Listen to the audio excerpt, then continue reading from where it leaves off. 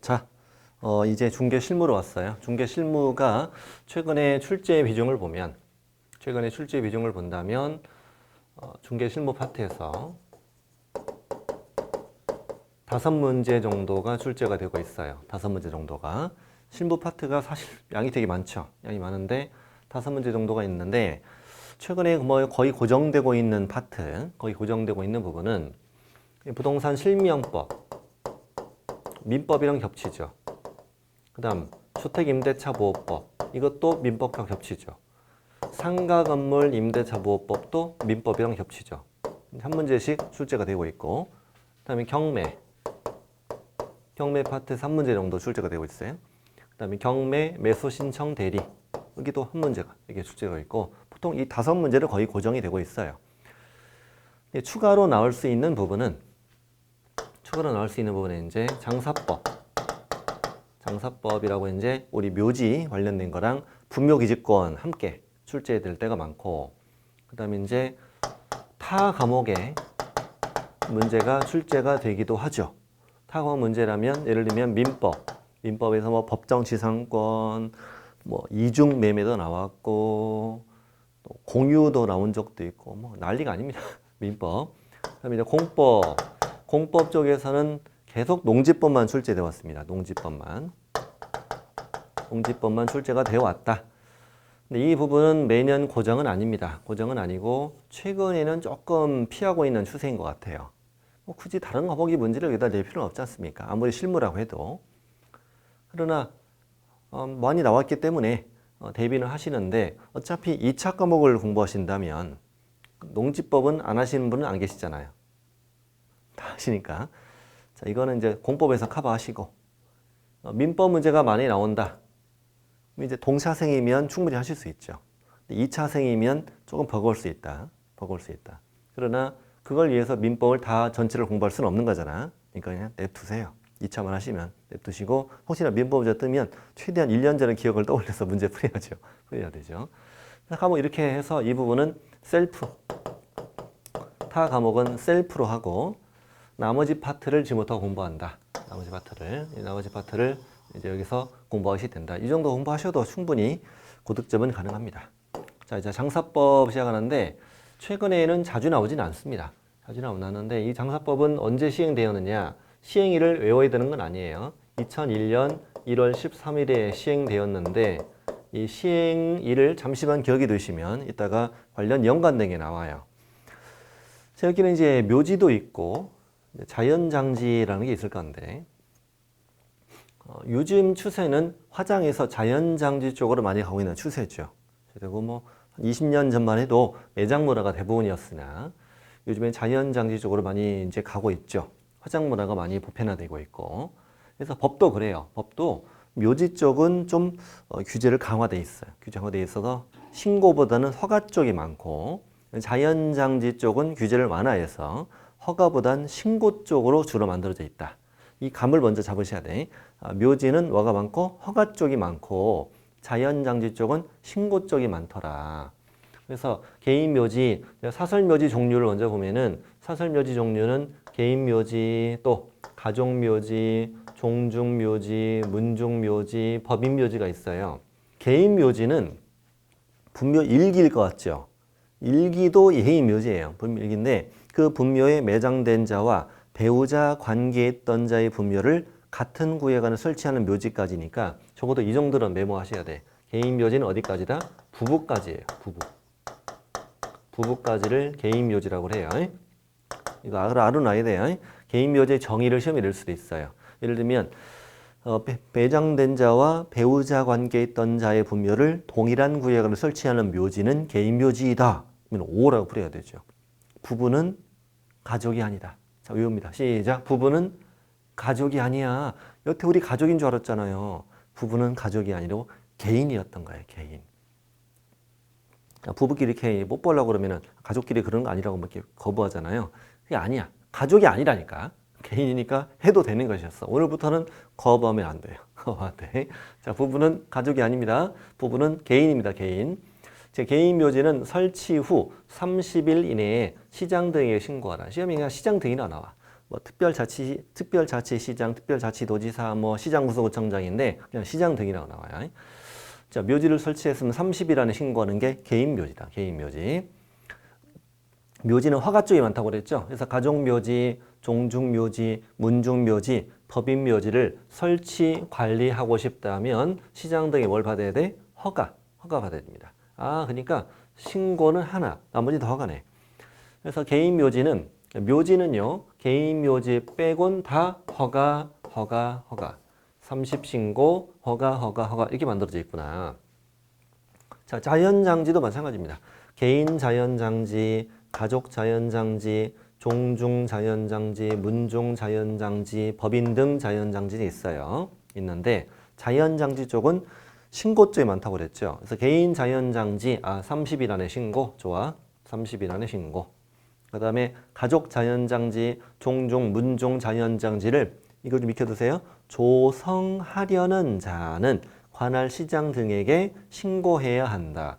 조성하고 싶다면 신고하라. 이 말은 미리 신고라는 얘기구나. 조성하고 싶으면 미리 신고부터 하세요. 일단 저지르지 마시고요. 이렇게 해도 돼요 라고 냈어. 법의 요건이 적합해. 무조건 나오는 게, 무조건 허가 나오는 게 이제 미리 신고 제도입니다. 허가라는 건 조건이 만족돼도 이 지역 사정에 따라 허가가 안 나올 수 있는 게 허가고, 법인은 조성하고 싶다면 법인 자연장지 미리 허가를 받아라 이거야. 그래서 30신고, 미리 신고, 미리 신고, 미리 신고, 허가 이렇게 돼 있어요. 자, 그래서 이제 정리 좀 해보면 자, 여기는 묘지 쪽이고 여기는 자연장 쪽입니다, 지금. 자, 개인 묘지 30일 안에 신고, 허가. 그다음에 개인 자연장지 30일 안에 신고, 가족 자연장지 미리 신고, 종중 문중 자연장지 미리 신고, 법인 등은 허가구나. 그럼 이제 일단 기억할 건 개인은 양쪽 다 신고구나. 양쪽 다 30일 안에 신고. 법인은 양쪽 다 허가구나. 양쪽 다 허가. 근데 이제 가운데가 다르구나. 허가, 미리 신고. 미. 자, 이렇게 외웁니다. 미. 미니라는 것은 가족과 종종 문종을 말하는 거야. 개인은 30신고, 법인은 허가, 이쪽은 털어내고, 30신고, 허가 털어내고, 가족과 종종 문종, 미 이렇게 외웁니다. 미 됐습니다. 그래서 신고 허가가 중요하다. 미 고반으라고 알았어요. 한 번만 더. 미 됐습니다. 이게 제일 중요합니다. 면적. 자, 면적은 사설묘지 쪽은 면적이 중요합니다. 사설묘지 면적 중요하고, 개인묘지는 30제곱미터 이하. 30일 안에 신고고 면적도 30제곱미터 이하니까 같은 숫자 30이네요. 개인묘지 30 이하라는 것은 그 분묘 일기 면적을 말하는 게 아니에요. 30제곱미터는 9평이에요. 분묘 일기가 9평이면 거의 왕릉이에요. 그게 아니고 30제곱미터 안에 부부라고 했죠, 아까. 분묘 최대 2기, 1기일 수도 있고 2기일 수도 있고, 네모난 돌 있죠. 상석, 비석, 설치 시설물 전체 면적이 30이라는 거죠. 전 30. 그다음에 가족묘지는 100 이하, 종중, 문중은 1000 이하. 특이하게 법인은 10만 이상이게 돼 있죠. 10만 이상. 이거는 특정 다수인들을 대상으로 하는 거잖아, 지금. 특정인을 대상으로 하는 거죠. 이거 얼마 이하로 딱 묶어야지, 당연히. 묶어야 되는데, 땅이 없는 사람들은 법인 묘지를 이용하겠지. 그러면 불특정 다수인을 대상으로 하는 것인데, 여기 예를 들어서 산이 10개가 있어. 산 10개. 산 10개, 10,000제곱미터짜리 산 10군데다가 묘지를 다 설치하는 것보단 미관상 여러 가지 문제가 있으니까 한 군데다가 크게 하자. 그래서 적어도 얼마 이상은 10만 이상의 조성 계획은 있어야 뭐가 나온다? 허가가 나온다. 이런 의미로 이해하시면 돼. 10만 이상.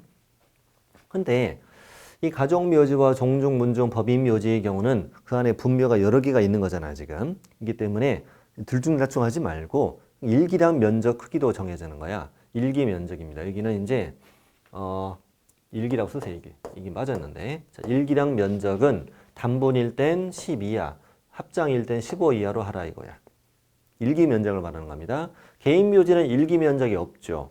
아니, 부부잖아, 부부인데 아빠는 크고 엄마는 작고 이럴 리는 없잖아요. 그러니까 개인 묘지는 30 안에서 알아서 하시고, 개인 묘지 일기 면적은 10 이러면 안 돼요. 안 되고, 100, 1000, 10만 안에가 10, 15다 이거야. 어떻게 외우시냐? 100, 1000, 10만, 10, 15 시작. 100, 1000, 10만, 10, 15 100, 1000, 10만, 10, 15 100, 1000, 10만, 10, 15 이렇게 외우실 때 100, 1000, 10만, 10, 15 가장 중요한 숫자는 일단 32야.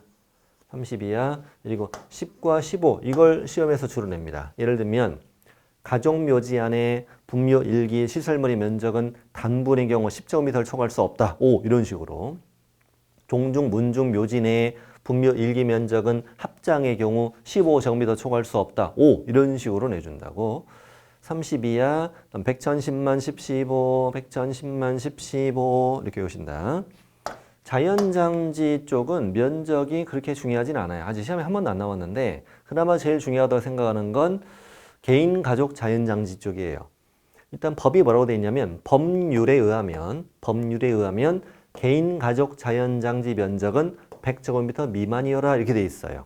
시험이 나올 때 개인 가족 자연장지 합쳐서 물어봤어. 그러면은 100 미만 이렇게 답하는 거야. 근데 따로따로 물어볼 때 개인은 30 미만, 가족은 100 미만이라고 하는데 주로 시험엔 법률 쪽이 나오거든요. 대통령령은 잘 안 내는 편이거든요. 그래서 개인 가족 자연장지 묶어서 100 미만, 개인은 30 미만, 가족은 100 미만이다. 아까 종종우주 묘지는 1000이었죠. 1000. 여기는 2000으로 늘어났어요. 나무도 들어가고 이러다 보니까 이제 수목장 같은 걸 말하잖아 지금. 2000 이하로 늘어났고 여기까지는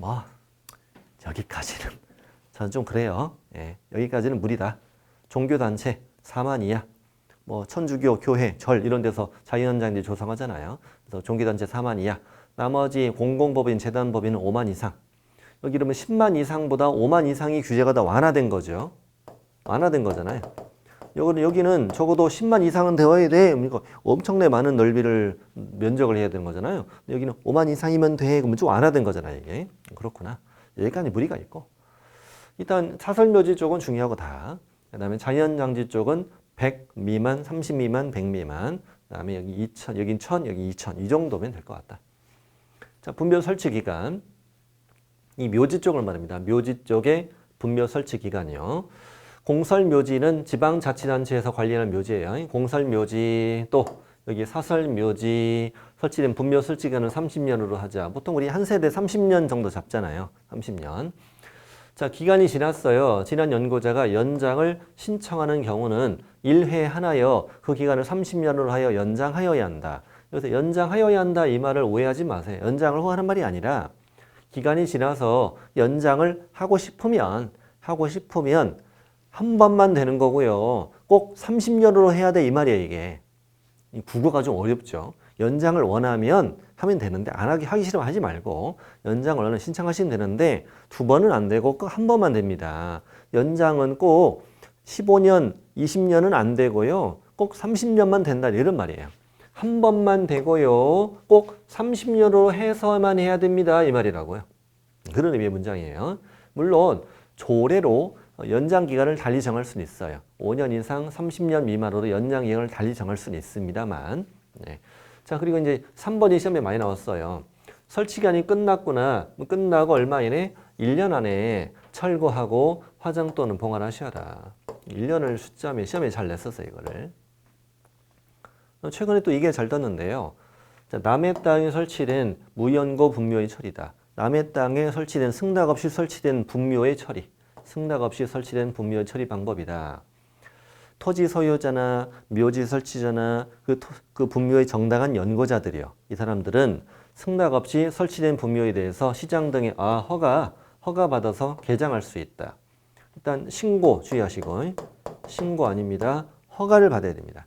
아무리 내 땅에 남이 승낙 없이 설치했더라도 내가 내 맘대로 파헤치는 건 범죄입니다. 범죄. 그렇기 때문에 반드시 허가를 받아야 되며 개장이라는 단어는 장사법에 적혀있는 용어인데 제장이라는 건 현재 분묘에 모셔져 있는 시신 유골입니다. 이거를 다른 분묘로 이장하거나 또는 화장해서 납골, 봉안다에 모신다거나 또는 자연장하거나 이렇게 다른 방법으로 장사를 지내는 걸 개장이라고 표현합니다. 개장. 그래서 허가, 개장, 시작. 허가, 개장 이러시면 돼요. 허가, 개장.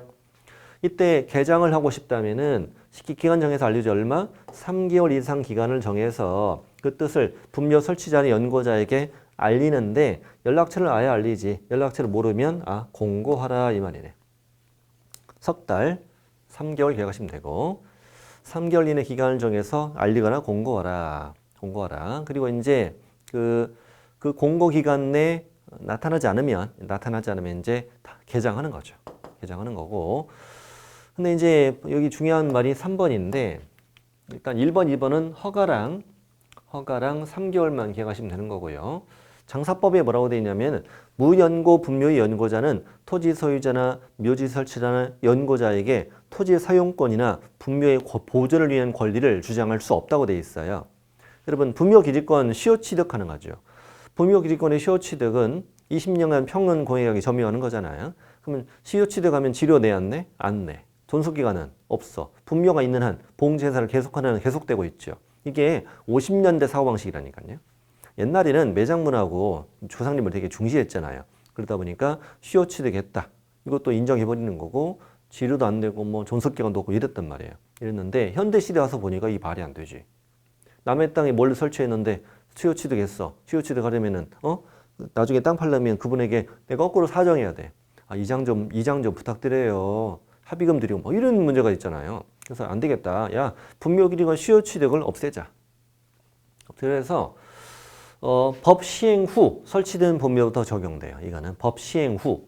그러니까 이제 이 장사법 시행일이에요. 이게 장사법 시행일인데 시행일 이전에 이미 분묘기지권을 취득했어.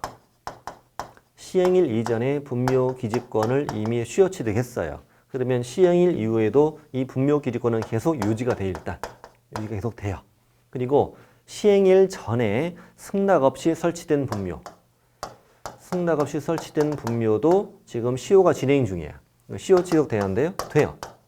시효 취득이 됩니다. 되는데 뭐만 안 돼요? 법 시행 후 설치된 분묘. 법 시행 후 설치된 분묘의 경우는 시효 취득이 된다 안 된다? 안 돼요. 이것만 인정이 안 돼요. 이것만. 네. 자, 그리고 여기 적혀 있죠. 장사법 시행 전 이미 취득한 분묘기지권은 그대로 유지가 되고 법 시행 전 승낙 없이 설치된 분묘도 현재 시효 취득이 가능하고 뭐만 안 돼? 법 시행 후 승낙 없이 설치된 분묘만 시효 취득할 수 없다. 이렇게 얘기해요. 이거 세 개 다 기억하고 있어야 돼요. 자, 그럼 이제 관련 문제 하나 풀어봅시다. 여기 다루지 않은 내용은 문제도 들어있을 거예요. 자, 27에 나왔던 문제인데 장사법에 대해서 설명한 것으로 틀린 걸 찾아라. 틀린 겁니다. 자, 개인묘지 20제곱미터 초과해서는 안 돼. 벌써 땡이네. 아이고 썰렁하네. 개인묘지 면적 얼마? 30제곱미터. 30제곱미터 초과할 수 없다. 30제곱미터 이하로 했었죠. 자, 2번 아까 안 배운 건데요. 사람이 돌아가셨습니다. 매장했습니다. 매장했을 때도 30일 안에 신고하는 제도가 있네요. 좀 이해가 안 돼. 이런 걸 왜 공인중개사 왜 알아야 돼? 사람이 돌아가셨어. 매장했어. 그 매장을 30일 신고하는 걸 왜 알아야 되냐고. 이해가 안 돼요. 어쨌든 장사법 얘기는 했는데 장사법도 양이 되게 많단 말이죠. 근데 그걸 우리 다 공부할 수는 없잖아요. 깨알같이 좀 알려주라는 얘기지. 아파트 매매 같은 거 중개하다가 할 말 없을 때 혹시 아시냐고 30일 이렇게 알려주라고. 자, 다음에 여기 가족묘지. 아까 개인묘지는 부부라고 그랬잖아. 부부. 가족묘지라는 건 민법에 따라 친족관계의 어떤 자의 분묘를 같은 구역으로 설치하는 묘지를 말한다. 아까 안 나왔지만 지금 익혀두면 됩니다.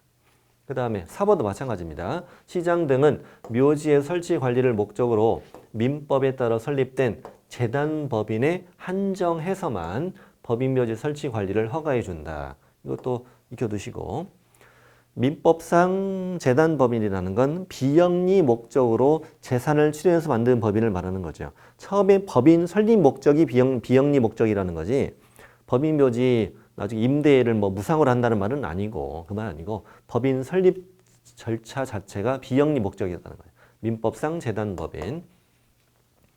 자, 설치가 끝난 연고자는 끝나고 얼마 이내 1년 안에 철거하고 화장 또는 봉헌하게 돼 있었죠. 답 1번.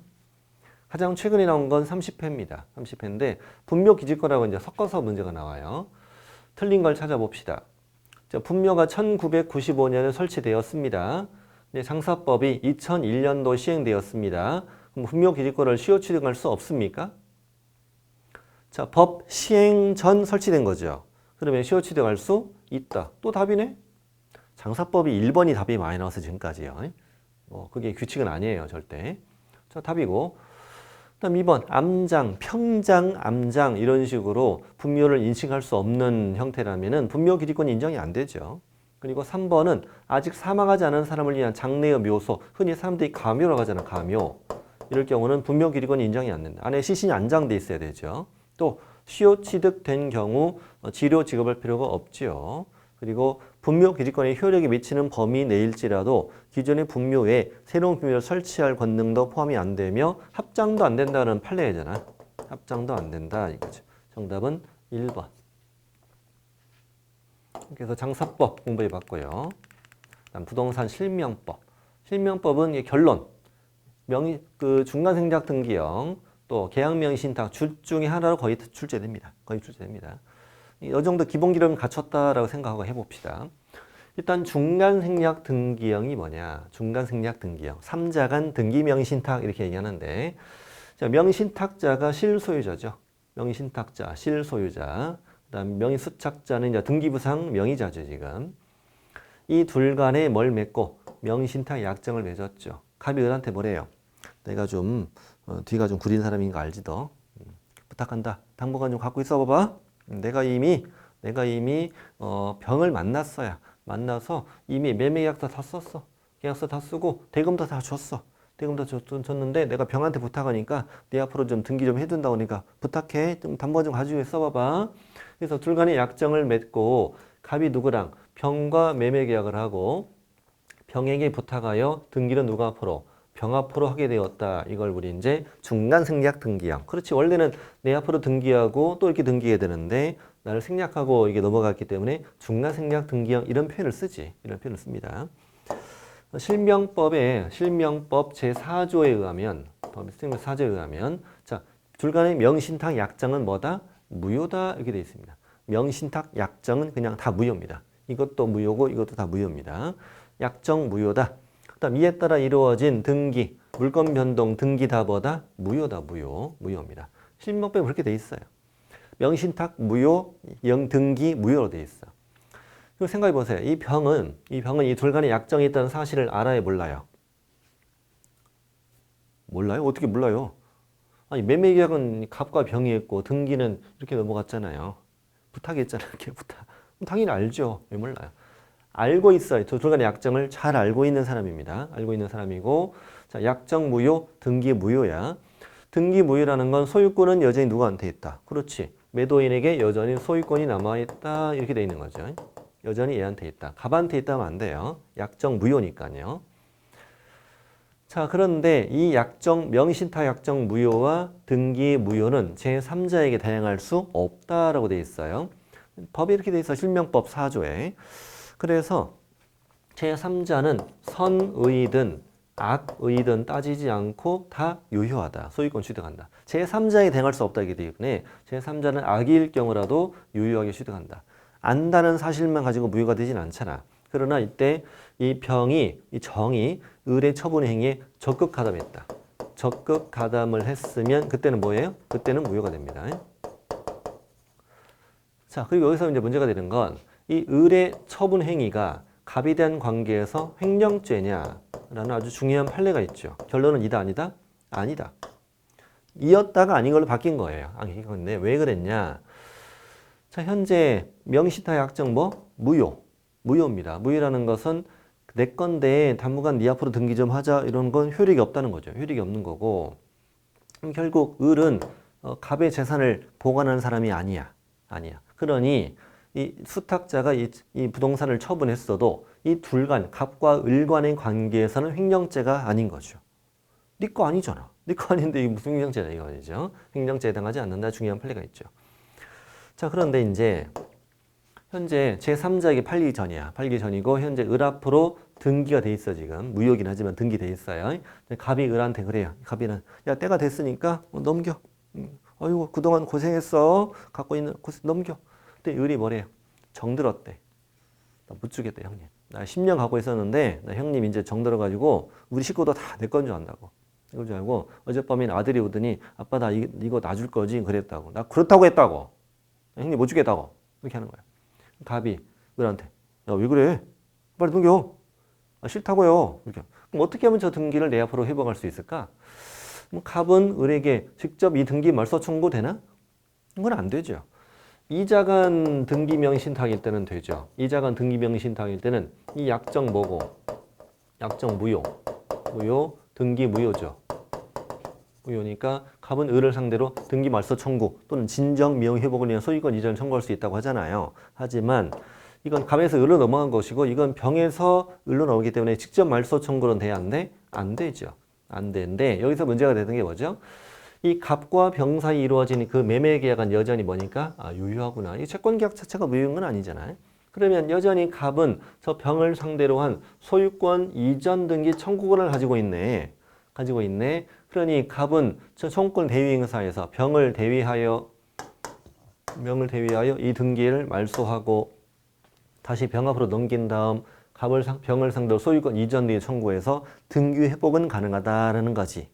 근데 문제는 등기를 내 앞으로 회복할 수는 있으나 만천하에 우리 명의신탁 사실이 다 드러난 거잖아. 다 드러나니까 빵은 가야 돼. 빵은 가야 되는데 저 밑에 보니까 명의신탁자 몇 학년 몇 번? 5년에 2억. 5년에 2억이네. 명의수탁자 3년에 1억. 3년에 1억입니다. 그러니 을이 개길만 하죠. 갑이 병한 을한테 야 넘겨 했더니 을이 싫어요. 형님. 형님은 5학년 2반, 난 3학년 1반. 가자. 내가 형님 먼저 2년 먼저 나오네. 이렇게 충분히 가능하죠, 이게. 각오로 아무튼 이렇게 가능하다 이겁니다. 가능하다. 기억해 하셔야 돼. 큰형님은 5학년 2반. 시험에 나와요. 민법에서는 형벌은 안 되지만 여기서 나옵니다. 자, 이렇게 하세요. 신탁자는 큰형님.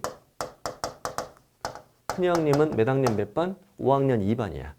수탁자는 작은형이. 정확히 하면 작은 형은 몇 학년 몇 반? 3학년 1반입니다. 3학년 1반. 2살 터울이고 2살 터울인데 원래 막둥이도 있었거든요. 막둥이가 누구냐면은 시험에 안 나옵니다. 명의신탁을 방조한 자. 명의신탁을 도와줬단 말이야. 이 병이 도와줬잖아요. 둘 다 명의신탁을 도와줬잖아요. 도와줬을 때는 1년 이하 징역 또는 3천만 원 이하의 벌금도 있었어요. 예전에. 그래서 이게 폐지됐어요. 이제 이 처벌 규정을 폐지해서 지금은 없어요. 없는데 그래서 우리가 몇 년 전까지만 해도 삼형제에서 5학년 2반, 3학년 1반, 1학년 3반 이 막둥이였거든요. 막둥이. 근데 막둥이는 안 때려. 막둥이 때릴 데가 어디 있어 지금? 막둥이는 안 때린다고. 막둥이는 안 때리고 이제 큰형님 둘째만 남아 있어 지금. 남아 있고. 큰형님은 5학년 2반인데 여기를 5학년 3반이라고 내기도 하니까 조심해야 돼 이거. 여러분 5.3 하면 떠오르는 거 뭐죠? 5.3 하면 떠오르는 거 불고기죠. 5.3 불고기. 큰형님은 고기를 안 좋아해. 큰형님은 오이, 당근, 호박, 배추, 깻잎 이런 걸 좋아해서 큰형님은 이렇게 외우세요. 큰형님은 채식주의자. 큰형님은 채식주의자. 오이만 좋아해. 오이, 당근, 호박, 배추, 깻잎. 전도 항상 야채전만 먹어요. 작은 형은 3학년 1반 됐습니다. 3학년 1반. 이렇게 기억하시면 되겠다. 이런 것도 시험에 나오니까요. 근데 뭐 징역 벌금만 있는 게 아니고 징역 벌금뿐만 아니라 과징금은 또 별개네. 과징금은 누구에게? 명의신탁자에게 그 부동산 가액의 100분의 30에 해당하는 금액의 범위에서 조심해야 됩니다. 범위에서 130% 범위에서 과징금 부과합니다. 30%에 해당하는 확정금액 이러면 틀려요. 확정금액이 아니고 30% 범위에서 과징금 부과하고 이행강제금도 별개야. 과징금을 받았는데도 1년 넘도록 실명 등기 안 하면 100분의 10 이행강제금 부과. 10% 정확히 10% X 부과하고 또 1년 넘도록 실명 등기 안 하면 20% 부과. 이행강제금은 몇 번만? 2번만. 이행강제금은 2번만 부과한다. 거덜나는 거죠. 한마디로 거덜납니다. 이게 바로 중간생략 등기형 명의신탁이었고 이제 계약 명의신탁을 합시다. 왜 계약 명의신탁이라고 표현을 쓸까? 자, 갑은 을에게 뭘 줬죠? 매수 자금을 주죠. 매수 자금을 주고 을은 누굴 만나서 병을 만나서 직접 매매 계약으로 내 앞으로 등기를 넘겨놨다 이 말이에요 지금. 그런 약정을 맺은 거죠. 내가 돈 줄 테니까 네가 사서 내 앞으로 등기 좀 해봐. 보통 믿음 있는 관계가 아닌 거죠. 이 경우는 이제 두 가지로 분리시킵니다. 두 가지 분리시키는데 매도인 병이 저 둘 간의 약정을 모를 때가 대부분이겠지. 굳이 말할 이유는 없잖아. 을이 직접 병을 찾아가서 대금도 주고 매매계하고 대학으로 등기도 했으니까. 근데 매도인이 돌간의 약정을 알아. 왜 알았냐? 입이 싸. 입이 싸. 매매하고 대금 다 주고 그냥 가면 되는데 헤어질 때 안녕히 가세요. 헤어질 때 이제 나 도저히 못 찾겠다고. 일로 자주 와보라고. 아니, 내가 아니라고 이거. 이렇게 말을 해버린 거야. 말하면 아는 거죠. 아는 거죠. 두 가지로 구분합니다. 일단 선의일 경우. 매도인이 저 돌간의 약정을 몰라요. 여기서 주의할 점이 있어. 주의할 점은 명신탁 약정은 뭐예요? 무효예요. 이거 유효라고 잘 나오니까 조심해야 돼. 명신탁 약정은 다 무효입니다. 다 무효고 다만 매도인이 저 돌간의 약정을 몰랐기 때문에 매매계약 유효, 다음에 등기도 유효 넘어가죠. 이때는 소유권 누구한테? 을한테 넘어오는 거죠. 을한테 넘어오는 거. 을은 완전 소유권 취득합니다. 제3자 선악불문하고 다 유효. 당연히 횡령죄 이다 아니다. 당연히 아니다. 내 거 팔았는데 무슨 횡령죄야. 자, 그렇습니다. 이게 이제 계약명의신탁의 매도인이 선인 경우입니다. 선인 경우. 이때 이제 이거 하나만 생각해 보자고. 자, 현재 제3자에게 팔기 전이야. 제3자가 팔기 전이고 유효합니다. 등기 유효한 상태야 지금. 갑이 을에게 때가 됐으니까 넘겨. 을이 또 정들었죠. 못 줘요. 못 줘요. 이럴 경우에 직접 말소 청구 당연히 안 돼. 대위 말소 당연히 안 되죠. 둘이 아는 사이도 아니잖아. 이 등기 유효하니까 이걸 회복할 방법이 있다 없다? 없다. 없는데 다만 내가 처음에 너에게 줬던 매수 자금은 부당이 되겠지. 이거에 대한 부당이력 반환 청구 가능하다. 실명법 시행 후를 말하는 거죠. 실명법 시행 후니까 요즘엔 날짜 써줍니다. 예를 들면 2021년 10월 1일 이런 식으로 문제를 내주니까 현재 기준에 따라 문제를 푸는 거거든. 그러니 현재 기준에 따라서 매수자금 부당이력 반환 청구 가능하다 이렇게 얘기합니다. 자, 그런데 이번에는 매도인 병이 저 둘 간의 약정을 알아. 알 경우에 당연히 약정 무효. 알았기 때문에 등기도 무효니까 매매도 무효지. 매매도 무효. 그러면 당연히 소유권 누구한테? 병한테 있구나 라고 해야 되는구나. 병한테 있구나. 그래도 이 등기 무효자본 제3자에게는 여전히 유효하다 이렇게 얘기합니다. 밑에 이제 이 정도 이해하시면 돼요. 자, 됐고 그러면 이제 문제 대표적 문제 한번 풀어보자고요. 76번. 갑은 을과 을소유 X부동산의 매매계약을 체결했다. 자, 갑은 누구랑? 을과 을소유 X부동산의 매매계약을 체결하였어요. 그리고 친구네, 부부 아니네. 친구라고 줬네, 이렇게. 친구병과 명신탁 약정에 따라서 바로 을로부터 누구 앞으로? 을로부터 병 앞으로 등기가 되었다. 이렇게 된 거잖아, 지금. 이건 뭐예요? 중간생략 등기형이잖아요. 이때 개공이가 갑과 병에게 설명한 내용으로 옳은 걸 골라라. 자, 기업번. 갑과 병 간의 약정, 명신탁 약정이 조세포탈이나 강제집행의 면탈이나 법령상 제한의 회피를 목적으로 하지 않은 경우는 명신탁 약정과 등기는 유효합니까? 이게 친구 사이도 적용되나요? 둘이 친구래잖아요, 친구. 친구니까 이거는 이럴 수가 없죠. 이럴 수 없으니까 틀린 거죠. 이건 어디일 경우에? 종중, 배우자, 종교단체 특례죠. 종중 땅을 종중원 앞으로 등기할 때 부부 사이에 둘 중에 한 사람 명의로 등기할 때 종교단체 명의로 종교단체 산하조직에 보유한 부동산 등기할 때 이때는 조세포탈이나 강제비면탈이나 법령상제의 회피를 목적으로 하지 않았다면 명의신탁 약정 유효, 등기도 유효하게 인정되잖아요. 이건 친구 사이니까 그럴 수 없다. 무효. 약정 무효, 등기도 무효. 두 번째, 병이 제3자에게 처분했다. 제3자에게 처분했을 때 병은 갑과의 관계에서 횡령죄 성립한다, 성립하지 않는다. 성립하지 않는다. 오. 세 번째, 갑과 을의 매매 계약은 뭐지? 유효하지. 유효하기 때문에 갑은 을을 상대로 소유권 이전매입 청구할 수 있다. 그렇지? 자, 네 번째, 병이 소유권을 취득하고 갑은 병에게 대금 상당의 부당이력 반환 청구를 행사할 수 있다. 이거는 그 중간생략 등기형이 아니고 계약명의 신탁일 때죠. 계약명의 신탁일 때. 그러니 옳은 것을 다 골라라 그랬으니까 니은과 디귿을 고르면 되겠다. 자, 다음 77번. 갑과 친구 을입니다. 또 갑과 친구 을은 아까 병이던 이번에 을이네. 갑과 친구은 을을 명의 수탁자로 하는 계약 명의신탁 약정을 맺었다. 계약 명의신탁 약정을 맺었고 이에 따라 을은 이때 날짜 주잖아요. 2017년이라 현재 조건이라고. 2017년 병소유 X 토지에 대해서 매수해서 을 앞으로 등기를 하였다. 이거는 이제 우리 잘 알고 있는 중간생략 등기형이 아니고 계약 명의신탁입니다. 옳은 것을 또 다 골라봅시다. 자, 갑과 을의 약정은 뭐야? 무효. 그렇지? 두 번째, 갑과 을의 위 약정을 병이 몰랐어? 몰랐으면 그 약정은 유효해? 이 함정에 조심해야 돼, 이거.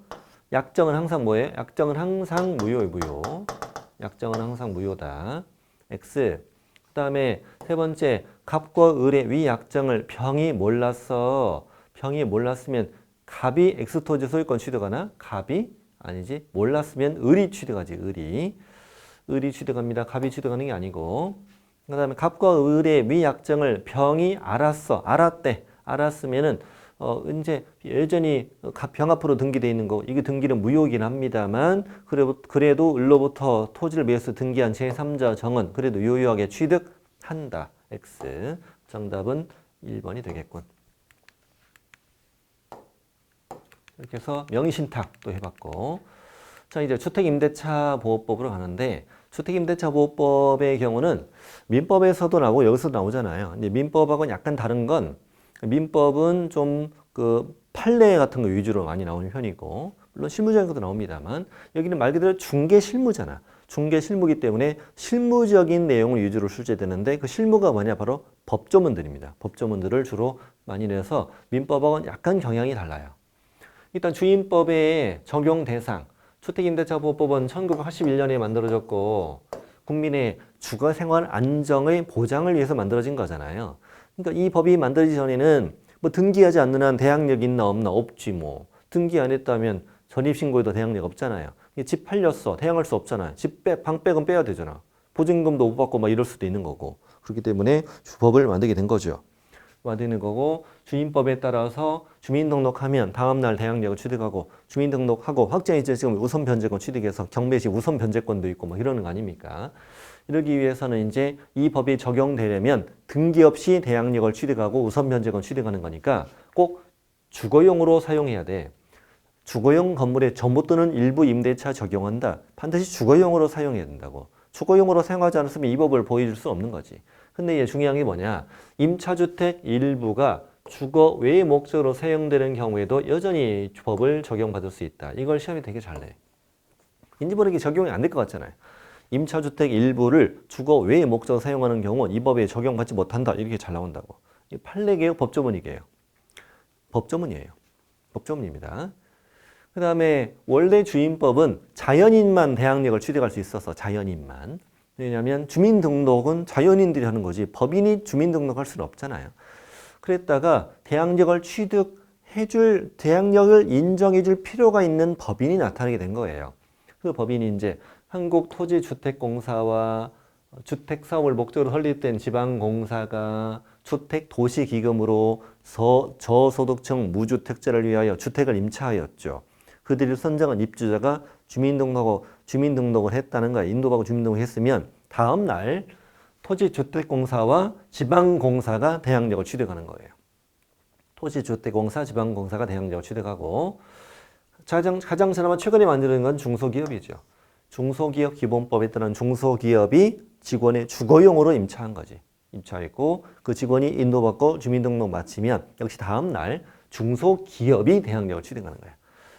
대항력을 취득할 수 있는 법인을 말하는 겁니다. 이 법인 외에는 대항력을 취득할 수 없는데 굳이 여기 없는 걸 내고 그러진 않아요. 네. 삼성전자 안 나와요. 그런 거. 별 걱정을 다 하고 살면서 제일 쓸데없는 걱정이 대기업 걱정, 연예인 걱정이라고 하잖아요. 그래서 이 셋만 대항력을 취득할 수 있다. 일시 사용임이 명백하다, 적용되지 않는다. 쉬우면 잘 나와요.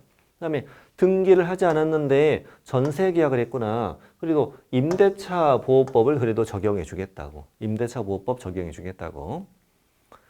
자, 이렇게 해서 이제 이거에 따라 이제 대항력을 취득할 수 있는데 대항력은 다 알고 있죠. 인도받고 주민등록을 마치면 다음 날 원래 법조문은 다음 날이야. 근데 판례가 0시라고 표현하죠. 판례가 0시라고 얘기합니다. 왜 주민등록을 선택했냐면, 이 주민등록 선택했냐면, 자, 임대인은 갑이며 임차인은 을이구나.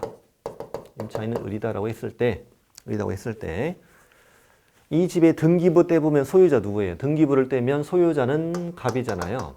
갑인데 주민등록 열람을 해보면 누구로 떠요? 을로 뜨죠. 그러니 이 집엔 소유자가 아닌 사람이 살고 있구나는 걸 알려주는 거잖아요.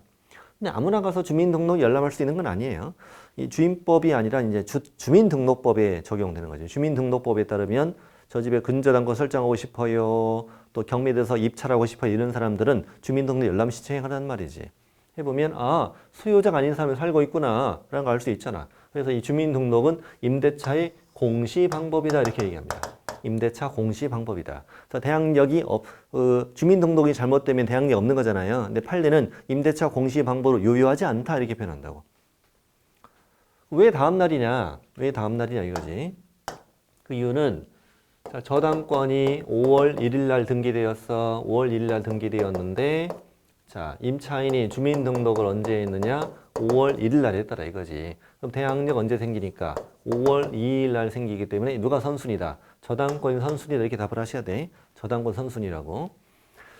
왜냐면 등기 제도를 해치면 안 되잖아. 등기는 등기난 날부터 효력이 있는 거니까 나중에 만들어진 게 한 발 양보해야죠. 양보해야지. 그런데 저당권이 5월 2일 날 등기했다. 5월 2일 날 등기했으면은 임차인은 대항력 다음 날 생기잖아요. 근데 5월 2일이면 그럼 동순이냐? 그건 아니고 자, 저당권이 등기할 때 임차인이 전입 여부 확인해보면 떠요 안 떠요? 뜨지. 전날 해놨으니까 뜰 거 아니야. 그래서 이때는 임차인은 선순위 해야 되니까 이때는 0시에 발생한다. 그렇게 얘기하는 거죠. 시험이 주로 같은 날 이게 잘 나와. 같은 날이면 누가 선순위?